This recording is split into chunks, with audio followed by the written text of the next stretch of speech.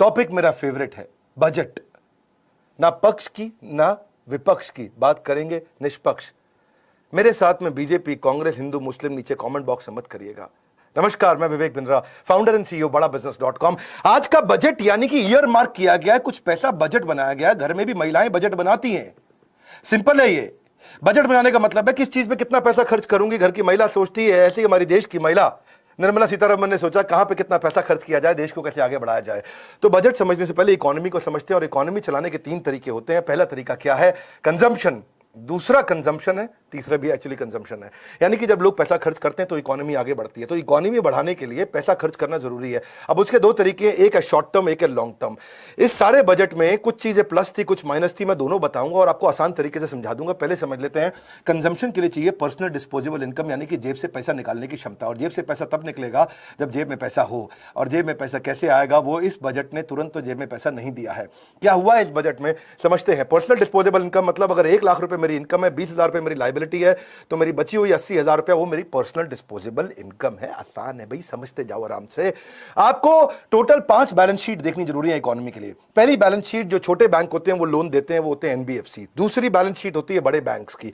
तीसरी balance sheet होती है जो बैंक से लोन लेता है, कॉर्पोरेट। और छोटी बैलेंस शीट एक और होती है जिसको चौथी बैलेंस शीट कहूंगा, यानी कि एमएसएमई की बैलेंस शीट।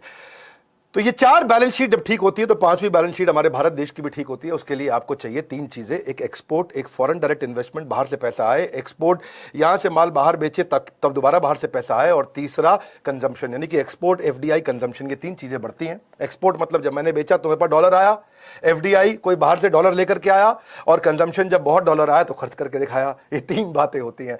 अब समझते हैं इस बजट को। इस बजट में हुआ क्या है। यहां पे कैपेसिटी बिल्ड करी गई है हेल्थ केयर के अराउंड, थोड़ी लैब्स को बढ़ाया गया, क्रिटिकल केयर सेंटर्स बनाए गए हैं, टेस्टिंग लैब्स बनाई गई हैं। इंपेटस दिया है इकोनॉमी को। कैसे दिया गया है? डिमांड को पुश करने के लिए लॉन्ग टर्म पे ज्यादा फोकस किया गया है। इंफ्रा पे बहुत फोकस किया। भैया इंफ्रा क्या होती है? सड़कें, बिल्डिंग, बाकी वो सारी चीजें जो देश में, जिससे बाद में व्यापार बढ़ता है। इसके बाद डिसइन्वेस्टमेंट। आजकल तो खैर बहुत सारे एनडीटीवी चैनल वगैरह हैं, कहीं और भी चैनल हैं, बड़े अच्छे चैनल हैं। ये तो बार बार ये बोलेंगे कि भाई ये तो पूंजीपतियों के हाथ बेच दिया, पूंजीपतियों के पास बेच दिया, पूंजीपति के पास बेच दिया। ठीक किया, वो गलत है ही नहीं। क्यों बोलते हैं पूंजीपतियों को दे दी सरकार, सूट बूट की सरकार। मैं सरकार के फेवर में नहीं हूं, पर यह मुद्दा अगर मैं प्रधानमंत्री होता तो मैं भी ये करता। क्यों करता मैं? इसके बहुत सारे कारण है, मैं समझाऊंगा। इसलिए मैं बैलेंस्ड अप्रोच लूंगा। ना मैं बनने वाला हूं जी न्यूज, ना बनने वाला हूं एनडीटीवी न्यूज। दोनों थोड़े अलग अलग विचारधाराओं वाले हैं, मुझे फर्क नहीं पड़ता है। मुझे तो आपको बताना जो काम की बात है आपके लिए। Government is spending governments money and creating opportunity of employment. मेरी बात समझना, गवर्नमेंट क्या है? गवर्नमेंट का पैसा खर्च कर रही है। अगर वी शेप इकोनॉमी लेकर के आनी है तो आपको लॉन्ग टर्म इनिशिएटिव लेने पड़ेंगे। और ये वाला जो बजट है, इस बजट के लिए थोड़ी हिम्मत चाहिए। क्यों? क्योंकि इसमें आम आदमी के लिए कुछ भी नहीं था, या लगभग कहेंगे कि बहुत कम था। आम आदमी के लिए ज्यादा कुछ नहीं था इसमें। इस बजट के अंदर लॉन्ग टर्म इनिशिएटिव्स पर ज्यादा फोकस किया गया, यानी कि बड़ा करेज चाहिए। वोटर मुझको वोट ना दे तब भी देश को आगे बढ़ाऊं, तो फोकस किया गया लॉन्ग टर्म पे। पहले समझते हैं इस बजट में पॉजिटिव क्या था कि सेंसेक्स 2000 पॉइंट जंप मार गया 4.5% के आसपास, यानी कि वो भी एक इंडिकेटर है कि इकोनॉमी ने इसको एक्सेप्ट किया है या बिजनेसेस ने एक्सेप्ट किया है। 2.2 ट्रिलियन रुपी, यानी कि लगभग 30.2 बिलियन डॉलर को हेल्थ केयर पे 2021-22 के अंदर लगाने का प्लान किया गया। आत्मनिर्भर स्वस्थ भारत योजना, स्वस्थ होना जरूरी है जी। है फिट इंडिया मूवमेंट भी चला रहे थे हमारे प्रधानमंत्री, नहीं समझे। 64,000 करोड़ रुपया 6 साल में खर्च करने का प्लान है, यानी कि 10,000 करोड़ रुपया हर साल। ओवरऑल बजट में आप ये समझ सकते हैं कि अगर पूंजीपति बढ़ता है तो क्या है, बाकी सारे के सारे जो नॉन पूंजीपति बढ़ते हैं तो क्या है, दोनों का फायदा होता है।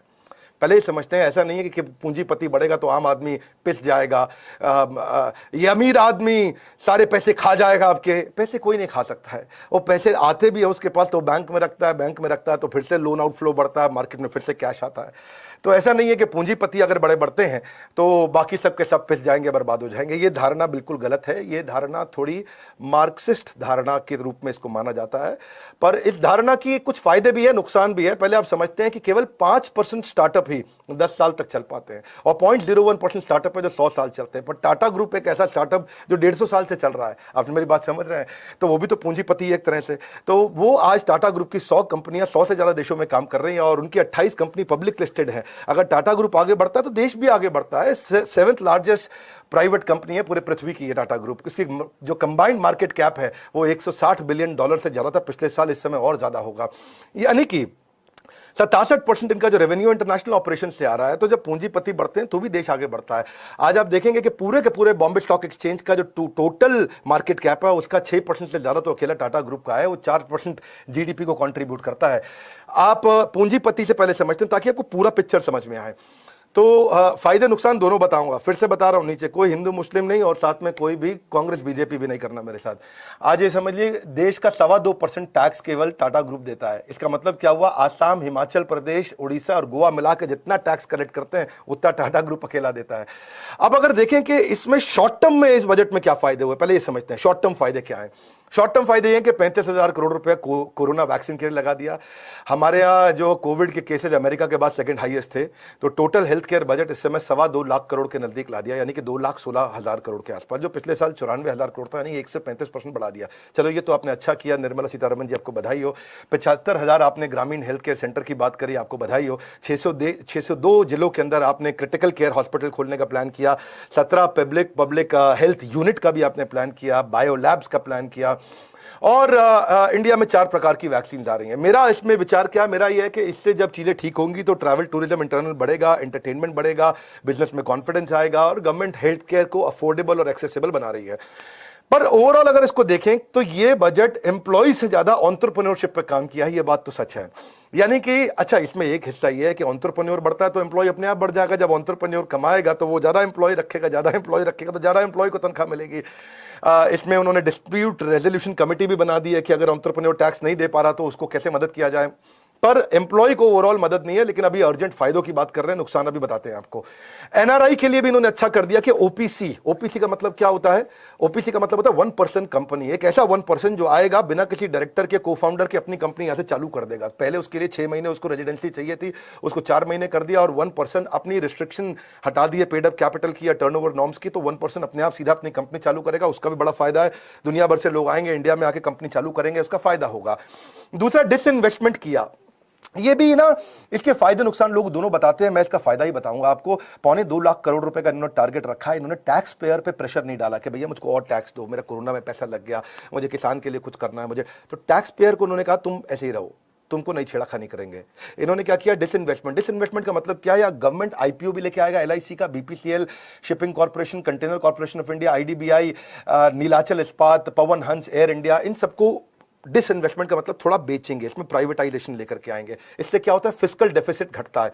फिस्कल डेफिसिट समझा दें आपको साधारण भाषा में, अपने पास जब एक्सपोर्ट ज्यादा होता है तो बाहर से डॉलर आता है, और जब इंपोर्ट ज्यादा होता है तो डॉलर बाहर चला जाता है। हमारे पास डॉलर ज्यादा होना चाहिए, जब डॉलर ज्यादा होता है तो डॉलर के मुकाबले रुपए की मजबूत कीमत हो जाती है, तेल सस्ता मिलता है, पूरी की पूरी इकोनॉमी आगे बढ़ती है और देश बड़ा मजबूत समृद्ध होता है। तो फिस्कल डेफिसिट को घटाने के लिए डिसइन्वेस्टमेंट, यानी कि जो कि नॉन परफॉर्मिंग एसेट है उसको बेच देना ठीक है, कोई गलत नहीं है। अगर आपके पास रेलवे की बहुत जमीन पड़ी है और खाली है, उसे कोई फायदा नहीं हो रहा, तो उसे बेच देना चाहिए। उसको बेचने से ऐसा नहीं है पूंजीपतियों को बेच दिया, देश नहीं, वो हमारे देश के लोगों को मिल रहा है, वो उस पर बिजनेस करेंगे, पैसा कमाएंगे, उसमें और एम्प्लॉयमेंट जनरेट होगा और टैक्स आएगा तो देश आगे बढ़ता है। इसलिए एक प्रकार का विचारधारा मत समझिए, बैलेंस अप्रोच को समझिए। जब बैलेंस अप्रोच समझेंगे तो आपको सही समझ आएगी। कोई न्यूज़ चैनल कोई कहानी सुनाता है, कोई न्यूज़ चैनल कोई कहानी सुनाता है, मैं किसी की निंदा नहीं कर रहा, हर एक की अपनी विचारधारा है, पर मैं आपको बैलेंस अप्रोच देना चाहता हूं। फिर इन्होंने और अच्छी चीज़ें करी हैं, जैसे परफॉर्मेंस लिंक्ड इंसेंटिव स्कीम्स लेके आए। ये थोड़ा टेक्निकल हो जाएगा, पीएलआई स्कीम्स हैं कि भाई जो परफॉर्म अच्छा करेंगे उनको इंसेंटिव देंगे, पर मैं थोड़ा इजी चीज़ें बात करता हूं। जो डायरेक्ट टैक्स है, डायरेक्ट टैक्स में आईटीआर में इन्होंने 75 साल से उम्र जिसकी ज्यादा है उसको बोला टैक्स भरने की जरूरत नहीं, पर मेरा मानना है इससे को बहुत ज्यादा फायदा नहीं होगा, क्योंकि जो 75 साल की उम्र से ज्यादा के लोग हैं, ऐसे लोग देश में 10-20 हजार होंगे जो कमा रहे होंगे और उनको टैक्स का बेनिफिट दिया, तो ये तो एक आई वॉश है। इसमें तो मैं सरकार की कोई बहुत तारीफ नहीं करना चाहूंगा। और इन्होंने एक चीज अच्छा किया कि जो पुराने केसेस हैं जिसमें टैक्स की दिक्कतें थी, वो 3 साल से पुराने केसेस को, जो 50 लाख से कम यानी कि बहुत छोटे थे, जिन्होंने गलतियां ही करी होंगी, ये कोई ऑर्गेनाइज टैक्स फ्रॉड नहीं थे। अब एक चैनल को मैं सुन रहा था, वो कहता है ओहो हो सरकार तो चोरों के साथ में खड़ी हो गई, ओहो हो सरकार तो जो टैक्स की चोरी कर रहा है उसके साथ खड़ी हो गई। ऐसा नहीं है। जिस बेचारे का टोटल आमदनी 50 लाख से कम 10 साल का, वो क्या कोई ऑर्गेनाइज टैक्स फ्रॉड नहीं करता, वो छोटा बिजनेस में बेचारे से गलतियां हुई होंगी। सरकार ने बोला 3 साल पुरानी गलती है तो चलो हम भी भूल जाते हैं। इससे क्या एक और कॉन्फिडेंस बिल्ड होता है, वो भी बहुत जरूरी है। और फिर उन्होंने क्या किया कि भाई को पहली बार मकान खरीद रहा है और अगर अफोर्डेबल मकान खरीद रहा है तो जो 1.5 लाख रुपए तक का इंटरेस्ट वो टैक्स में डिडक्ट कर सकता है। चलो वो बड़ा फायदा फायदा हो गया कि आपको सीधा सीधा जो है इनकम टैक्स में छूट नहीं दी तो इस तरह से छूट दे दी। तो ये एक चलो ठीक है, कोई बात बनती है, लेकिन कुछ चीजें नेगेटिव भी हुई हैं जो कि अभी तुरंत में अच्छी होनी चाहिए थी, वो नहीं हुई। अब जैसे अरविंद केजरीवाल साहब कहते हैं कि केवल निजी कंपनियों को फायदा बढ़ाने के लिए बजट है, आम जनमानस की समस्याओं को बढ़ाने के लिए बजट है। अखिलेश यादव कहते हैं किसानों का नुकसान किया। ठीक है, इन लोगों का भी एक दृष्टिकोण ठीक मानूंगा मैं, ऐसा नहीं मानूंगा ये बिल्कुल गलत है, पर इसमें ना दोनों दृष्टिकोण समझने जरूरी है। एक इनका दृष्टिकोण जो इसको बिल्कुल गलत बता रहे हैं, वो इसलिए गलत बता रहे हैं, या राहुल गांधी कह रहे हैं कि लोगों को पैसा देने की जगह forget putting cash in the hand of people, Modi government ने तो अपना देश बेच दिया। एक तरह से ये भी ठीक ही बोल रहे हैं। तो अब ये जो बोल रहे हैं ये क्यों ठीक बोल रहे हैं? ये इसलिए ठीक बोल रहे हैं कि आम आदमी को, जिसकी बेचारे की नौकरी गई है, जिसकी तनख्वाह कम हुई है, उसको सीधा सीधा फायदा नहीं पहुंचाया है सरकार ने। ऐसा नहीं बोला कि तुम्हारा टैक्स और माफ कर देते हैं, तुमको इंटरेस्ट फ्री लोन दे देते हैं, या तुमको हम ये बेनिफिट दे देते हैं, या तुमको हम फ्री में पैसा घर में पहुंचा देते हैं। ये नहीं किया है सरकार ने इस बार। तो ये नॉर्मली सरकारें तब करा करती हैं जब वोटिंग का टाइम आ जाता है, इलेक्शन का टाइम आता है। अब इलेक्शन का टाइम नहीं है, सरकार ने लॉन्ग टर्म इनिशिएटिव्स पर ज्यादा फोकस किया है। तो इसलिए मैं कहूंगा कि ये राहुल गांधी जी, अखिलेश यादव जी, अरविंद केजरीवाल जी, इनकी बात भी पूरी तरह गलत नहीं मानूंगा मैं। इनकी बात को भी मैं कुछ तवज्जो और कुछ वजन देना चाहता हूं। पर दूसरी तरफ मैं एक चीज को और दिक्कत मानता हूं, गलत मानता हूं, जिसमें देखने में अच्छी लगती है कि सेंट्रल यूनिवर्सिटी इन्होंने ले में बनाई, कुछ थोड़ा एजुकेशन पे इन्होंने बात किया, एजुकेशन सेक्टर को 2% दे रहे हैं जीडीपी का। लेकिन अगर ध्यान से देखा जाए, जो मुझे दुख लगा वो ये है कि पिछले साल 99,000 करोड़ एजुकेशन का बजट था, इस साल 93,000, यानी कि 6,000 करोड़ कम कर दिया। एजुकेशन का बजट और बढ़ाना चाहिए था, उसको उन्होंने कम किया, वो मुझको पर्सनल लेवल पे ठीक नहीं लगा। डिजिटल लर्निंग का स्पेंड जो है वो इन्होंने 300 करोड़ से 650 करोड़ किया, यानी कि उसको डबल किया। पर मेरा ऐसा मानना है कि उसको बहुत ज्यादा बढ़ाया जाना चाहिए था। मैं इस पर टिप्पणी अपनी दूंगा। बजट एलोकेशन एजुकेशन का इन्होंने जो 6,000 करोड़ कम किया, या special plan increasing higher education enrolment India में जो है नहीं बनाया, उसको लेकर के मैं दुखी हूं। इनको जीएसटी घटाना चाहिए था एजुकेशन के ऊपर। आज एडटेक के अंदर, टेक्नोलॉजी बेस्ड एजुकेशन के अंदर जीएसटी 18% है, उसको 5% कम करना चाहिए था। 2021 का जो बजट है उसमें एजुकेशन को अफोर्डेबल बनाने पे कोई खास काम नहीं किया गया। डिजिटल लर्निंग 8 गुना बढ़ी है, मेरी बात सुन लीजिए, कोविड के कारण डिजिटल लर्निंग 8 गुना बढ़ी है, और तो उसका एक्सपेंडिचर भी कम से कम 16 गुना बढ़ना चाहिए था to remain ahead of the curve, लेकिन उन्होंने केवल 2 गुना बढ़ा है। मुझे लगता है 16 गुना बढ़ाना चाहिए था। जबकि नरेंद्र मोदी कह रहे थे कि startup in India today are the MNCs of tomorrow, तो स्टार्टअप से बहुत अच्छा काम नहीं हुआ। मैं आपको ऐसे समझाता हूं कि डिजिटल कंजम्पशन बहुत बढ़ गया है। आज एंटरप्रेन्योर्स को बढ़ाने के लिए और काम किया जाना चाहिए था, विशेष रूप से स्टार्टअप्स के लिए। उसके लिए एक्सेलरेटर्स, इंक्यूबेटर्स बढ़ाने चाहिए थे, उस पर पैसा लगाना चाहिए था। आराम से बात को समझते जाइए, मेरे साथ बने रहिए, मजा आ जाएगा। आपकी ना लर्निंग को बढ़ाना ही हमारे चैनल का काम है, और मैं एक से बढ़कर एक पावरफुल वीडियो दे रहा हूं। आज लाइव दे रहा हूं, वरना पोस्ट प्रोडक्शन के बाद देता हूं। 17 मिलियन इस समय स्टार्टअप्स हैं टोटल देश के अंदर।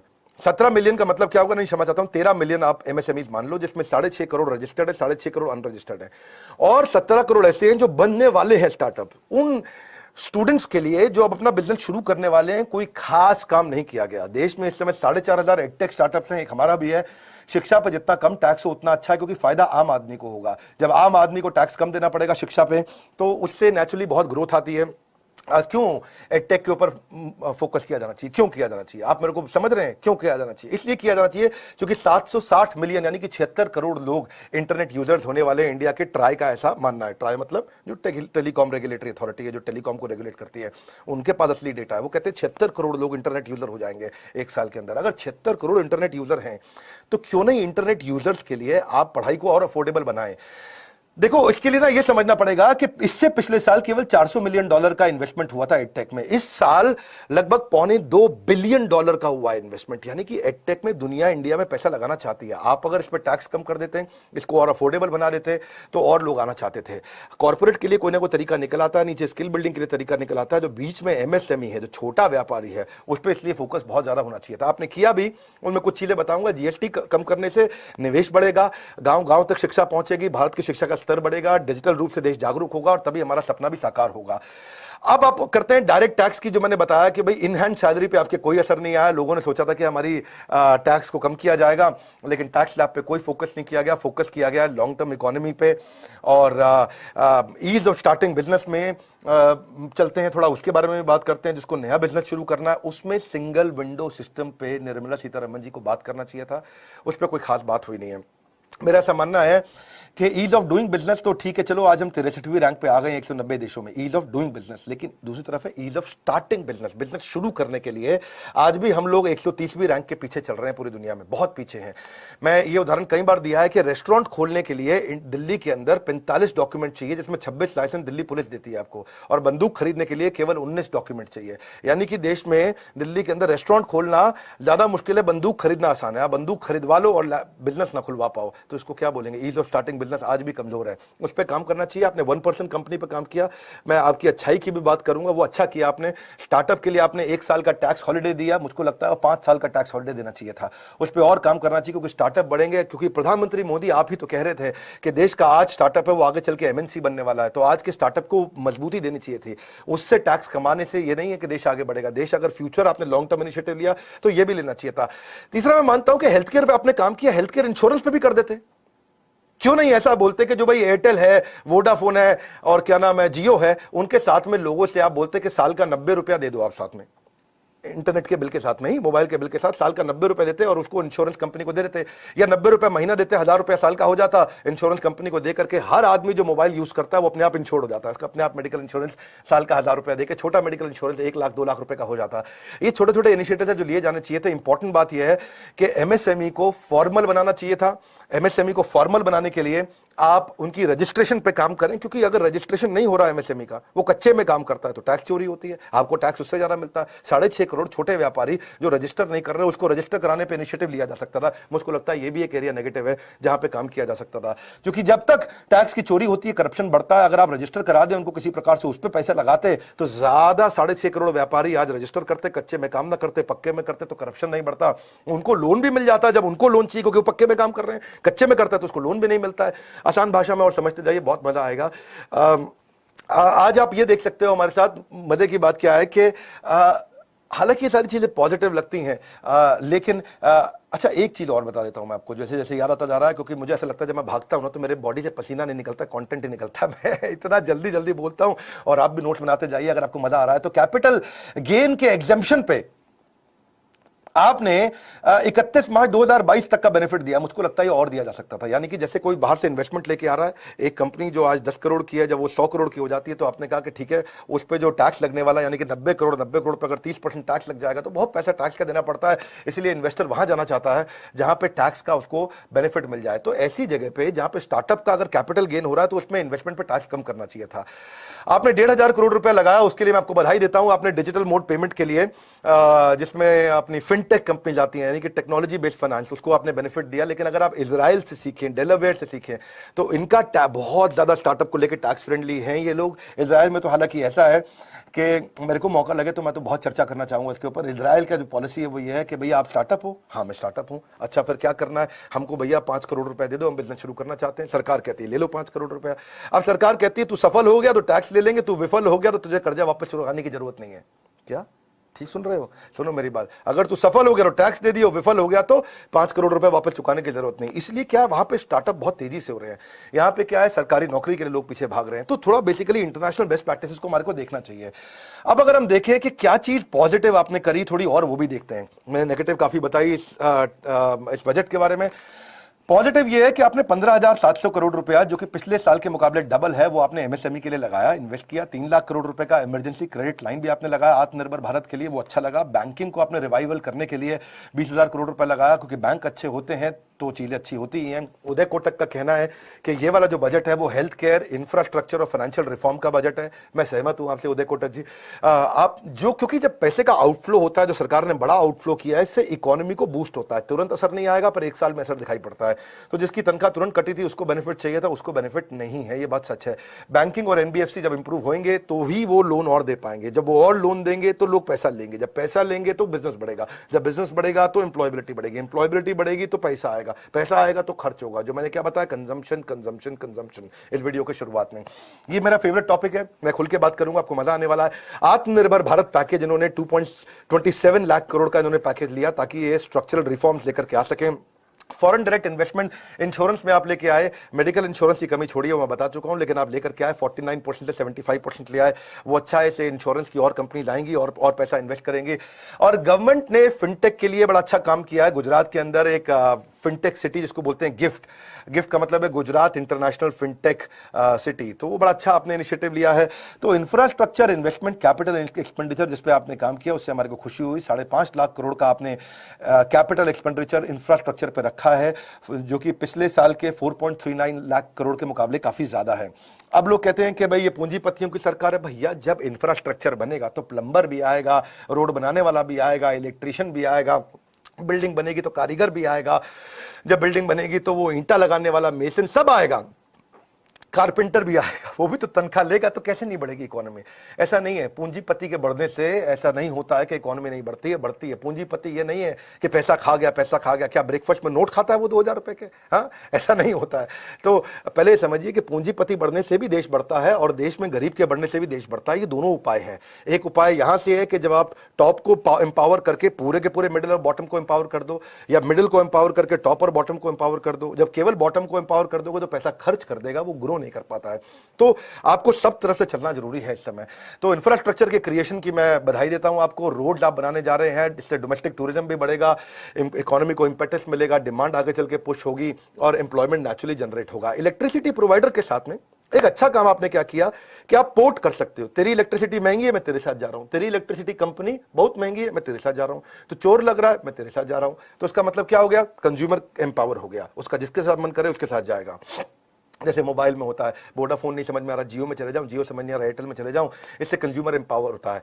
एग्रीकल्चर के अंदर आपने 16 लाख करोड़ के क्रेडिट का टारगेट आपने लिया। 1000 से ज्यादा आप मंडीज को अब दोबारा से डिजिटल करने जा रहे हैं, वो अच्छी चीज है। देखो, क्योंकि ना आपको जो बीच का तबका है उसको एम्पावर करना इसलिए भी जरूरी था कि जीडीपी का 29% केवल एमएसएमई कंट्रीब्यूट करता है, यानी कि लगभग 1/3, और 33% इंडिया का मैन्युफैक्चरिंग आउटपुट एमएसएमई लेके आता है, यानी कि छोटा व्यापारी। 12 करोड़ लोगों को ये एम्प्लॉयमेंट देते हैं और 48% ये देश का एक्सपोर्ट करते हैं। तो और आपने इसमें क्या किया? एमएसएमई की डेफिनेशन को चेंज कर दिया आपने, 50 लाख से 1 करोड़ कर दिया। इससे अच्छा है, उनके कंप्लायंस का टेंशन भी कम होगा, प्रोसीजरल टेंशन उनके थोड़े कम होंगे, और आपने उस पर फंड एलोकेशन भी किया है 30 से 35% जीडीपी में। चलो अब एक और बात बताते हैं आपको, वो है सोसाइटल सिक्योरिटी में मिनिमम वेजेस पे आपने अच्छा काम किया। अगर आप नीचे के तबके के गरीब लोगों की बात करें कि आपने कहा कि सबको मिनिमम वेज देना है और साथ में ईएसआईसी में कवर करना है। ईएसआईसी क्या होता है? ये वो स्कीम है जिससे उनकी हेल्थ वेल्थ पे काम कर सकते हैं, हॉस्पिटल का उनको बेनिफिट मिल जाता है ईएसआई का। और हाँ, आपने जिसकी मैं बात ऑलरेडी कर चुका हूँ, डिसइन्वेस्टमेंट की, यानी कि विनिवेश की, जिसमें डिफेंस का लैंड, रेलवे की जमीन और पीएसयूज की जमीन को आपने बेचा है, लिक्विडेट आपने किया अनप्रोडक्टिव एसेट को। इसके खिलाफ में कई लोग बोलते हैं बात, मैं इसके खिलाफ नहीं हूं, ये बहुत अच्छा आइडिया है, क्योंकि जब भी आप लिक्विडेट करेंगे अनप्रोडक्टिव एसेट को, जो एसेट मेरे को कुछ कमा के नहीं दे रहा है देश को, जो एसेट देश को कोई इनकम नहीं जनरेट करके दे रहा है, जब आप उसको बेचोगे तो देश में कैश आएगा, कैश आएगा, फिस्कल डेफिसिट मजबूत होगा। फिस्कल डेफिसिट मैं समझा चुका हूं, देश में डॉलर ज्यादा रहना चाहिए, क्योंकि डॉलर ही दुनिया को कंट्रोल करता है। जब हमारे देश में डॉलर ज्यादा होगा तो नेचुरली बेनिफिट होगा। तो ये वोट वाला बजट तो नहीं है, इसमें वोटर्स को नहीं लुभाया गया है, इसको मैं एक प्रकार से देश वाला बजट बोल सकता हूं। इसमें आम आदमी नुकसान में रहेगा, पर थोड़े दिनों बाद आम आदमी को भी फायदा होगा। देखो, ऐसे मानो कि पेन वर्सेस हेल्थ, इसमें ना आपको इंजेक्शन दे करके दर्द होता है, लेकिन हेल्थ लॉन्ग टर्म में ठीक होती है। क्योंकि आनंद महिंद्रा को मैंने पढ़ा तो वो कहते हैं कि उनके लिए बॉक्स टिक हो गया। आनंद महिंद्रा कहते हैं मेरी तरफ से ओके है। अब मैं अपने भी व्यूज देता हूं, मेरे व्यूज क्या है, ये तो चलो मैंने प्लस माइनस बताए। मेरे व्यूज क्या है, पहले समझो देश की ताकत क्या है। हमारे देश की ताकत है ह्यूमन कैपिटल, हमारे पास बहुत ज्यादा लोग हैं, हमारी पॉपुलेशन काफी ज्यादा है, तो मैं उसको कमजोरी की जगह 2 मिनट के लिए ताकत ही मानता हूं। क्योंकि इससे क्या होता है, हमारी प्रोपेंसिटी टू कंज्यूम बढ़ती है। जब लोग ज्यादा लोग हैं तो ज्यादा लोग ज्यादा खर्चा कर सकते हैं, तो फास्टेस्ट ग्रोइंग इकोनॉमी है हमारी, इसी कारण से एंटरप्रेन्योरशिप हमारे देश में काफी है और छोटे मोटे इनोवेशन आ रहे हैं। पर मुझे लगता है कि कुछ और चीजों में काम करना चाहिए था, जैसे कि जुडिशियल रिफॉर्म्स पे। आज हमारे पास में हर 10 लाख लोगों पे केवल 20 जजेस हैं। अगर 10 लाख लोगों पे 50 जज कर देते तो हमारा करप्शन अपने आप रिड्यूस हो जाता। मेरी बात समझ रहे हैं? क्योंकि जल्दी डिसीजन हो जाएगा। क्या हो जाएगा? जल्दी डिसीजन। क्योंकि आज देखो, अमेरिका के अंदर कोई डिसीजन जब कोर्ट में जाते हैं तो 1 साल में हो जाता है, और हमारे यहाँ 20-20 साल तक नहीं होता है। तो अगर आपको जल्दी डिसीजन चाहिए तो आपको नंबर ऑफ जजेस बढ़ा सकते थे। आपको ऐसा करना चाहिए, स्टेट्स को अपना पीएनएल मैनेज करने दें, क्योंकि स्टेट जब अपना प्रॉफिट एंड लॉस मैनेज करेंगे तो पता चल जाएगा कौन सा मुख्यमंत्री स्टेट को प्रॉफिट में रन कर रहा है, कौन सा लॉस में रन कर रहा है, क्योंकि पैसा स्टेट के पास ही है। ऐसा नहीं है कि पैसा उसकी जेब में जाता है। दूसरा, आपको एजुकेशन पे और टीचर्स पे काम करना चाहिए था कि quality of faculty should have improved. क्यों नहीं, जैसे आईपीएस आईआरएस होते हैं, आईएफएस होते हैं, ऐसे ही इंडियन टीचर सर्विसेज भी होने चाहिए, क्योंकि टीचिंग पे भी हमारे को पैसा लगाना चाहिए। चौथा, मैं बोलूंगा कि गवर्नमेंट को पॉलिसी मेकिंग में रहना चाहिए और कॉर्पोरेट को बिजनेस करना चाहिए। Government should not be in business. Government का business is not to do the business. Government का बिजनेस है to run the government and run the country, और बिजनेसमैन का काम है बिजनेस चलाएं। तो railways, airlines, oil and gas को जो आप प्राइवेटाइज करने पे जा रहे हैं, उसमें मेरे सुझाव पे ऑलरेडी टिक है, आपने उसमें अच्छा किया। ब्यूरोक्रेट्स के लिए मेरा एक सुझाव था कि इनको आप स्टिक इन कैरेट पे लेके जाएं, क्योंकि जब भी ब्यूरोक्रेट को अच्छा काम करना जाता है तो उसको कोई कैरेट तो मिलता नहीं है। ऐसा तो है नहीं कि ब्यूरोक्रेट को अच्छा काम करे तो उसको आप इंसेंटिव दे देते हैं, मिलती है उसको तनख्वाही है, लेकिन वो कोई गलती कर दे तो सीबीआई, सीएजी, सीवीसी उनके आगे लग जाती है। इसीलिए बेचारा ब्यूरोक्रेट चाह के भी बहुत बड़ा रेवोल्यूशन आज तक नहीं लेकर के आ पाया। अगर आप देखेंगे आज तक के हजारों ब्यूरोक्रेट जो हमारे देश में हुए, उनमें से बहुत लिमिटेड, केवल 10 के अंदर आप नंबर गिन पाएंगे, डबल डिजिट में भी नहीं जा पाएंगे, जो बड़े बड़े रिफॉर्म्स ला पाए। मैं ब्यूरोक्रेट्स की निंदा नहीं कर रहा क्योंकि वो बहुत बुद्धिमान है, पर आपने उनको आज एम्पावर करने की जगह उनको डिसएम्पावर इसलिए कर दिया क्योंकि आज वो कोई अच्छा काम करे तो आप थोड़ी उसको प्रॉफिट में हिस्सा दे देते हैं। अगर वो बड़ा काम कर दे तो आप उसको क्या करते हैं, कोई मेडल भी बड़ी मुश्किल से जीवन भर में मिलता है। अगला छठा रिफॉर्म मुझे लगता है जिस पे काम कर सकते हैं, जो मेरा है विश्वास, जिसमें स्कॉलरशिप पे काम किया जाना चाहिए था 1 लाख करोड़ रुपए की। यानी कि बजाय के इसके कि मैं एससी एसटी हूं और बजाय के इसके कि मैं निचले तबके का हूं, केवल उस पर काम करने के बजाय आपको काम करना चाहिए कि जो कैपेबल है, जो बुद्धिमान है, उसको मैं स्कॉलरशिप दूंगा, चाहे वो पैसे वाला है चाहे पैसे वाला नहीं है। इससे क्या होगा, कॉम्पिटेंट बच्चों को आगे बढ़ने का मौका मिलता। और मैं 7वां बात करना चाहूंगा कि इंडस्ट्री नेटवर्क क्लस्टरिंग पे काम होना चाहिए। अगर आप इंफ्रास्ट्रक्चर पे देखें, जापान से अगर मैं रहता तो कम से कम 1 लाख करोड़ रुपए का लोन और लेकर के आता 50 साल के लिए, जिसका बेनिफिट क्या है, कौन देखेगा 50 साल बाद जापान कहां पे और इंडिया कहां पे है। आराम आराम से उनको देते, इनका इंटरेस्ट रेट भी लगभग ना के बराबर है, और उससे सारा का सारा इंफ्रास्ट्रक्चर बनाते और बढ़िया तरीके से। उसके लिए मैं आपको बधाई देता हूं, उस पर आप काम कर रहे हैं, आगे बढ़ रहे हैं अर्बनाइजेशन और इंफ्रास्ट्रक्चर पे। जो जहां भी 1 लाख की पॉपुलेशन हो जाती है वहां पे अर्बनाइजेशन बहुत जरूरी है। वहां अर्बनाइजेशन आ जाता है तो वहां पे आसपास के छोटे छोटे कनेक्टेड गांव भी अपने आप समृद्ध होने लग जाते हैं। लेबर इंटेंसिव बिजनेस को मैं 10वां सुझाव दूंगा कि उसको और ज्यादा एफिशिएंट बनाना चाहिए लेबर इंटेंसिव बिजनेस को, तो उसके ऊपर हमारे को थोड़ा नीचे के तबके पे और एजुकेशन पे काम करना चाहिए। फिर मैं बताऊंगा कि अपना 11वां सुझाव कि गवर्नमेंट को स्टार्टअप पे बहुत ज्यादा पैसा लगाना चाहिए था, इंक्यूबेटर, एक्सेलरेटर, जिसकी बात भी मैंने करी, इस पर करना चाहिए क्योंकि फैसिलिटी उस पर आज भी बहुत न्यूनतम है।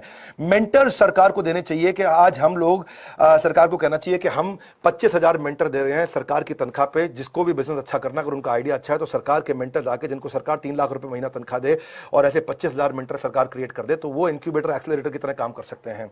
इसीलिए मेरा मानना है कि आपको अपने लीडर्स वाइजली चूज करने चाहिए। चंद्रगुप्त मौर्य ने चाणक्य को चूज किया था, और आपको भी पुराना भारत ही हमारे को आगे लेके जाता है, जहां पे भगवत गीता में वैल्यूज, प्रिंसिपल्स और मोरालिटी सिखाती हैं। बहरहाल आपके लिए क्या है, आपके लिए 2 बातें हैं, एक faster adoption to new technology, faster adoption to new process, तभी आप आगे बढ़ सकते हैं, तभी इकोनॉमी भी वी शेप में आएगी। मेरे को और आपको आगे बढ़ना पड़ेगा, इसलिए मैं भी इनिशिएटिव ले रहा हूं ताकि लोग फास्टर अडैप्टेशन कर सकें टेक्नोलॉजी को भी और नए प्रोसेस को भी।